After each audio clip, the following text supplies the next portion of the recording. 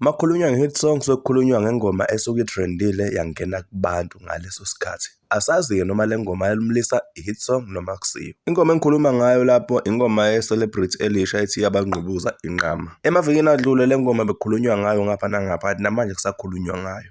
Kunomlisa obonakale eshaya i-remix yale ngoma le and abantu ngathi bayayithanda labade beseduze kwakhe eyishaya le ngoma yenqama. Yabangqubuza Umnyazi wenqama. Yabangqubuza mama.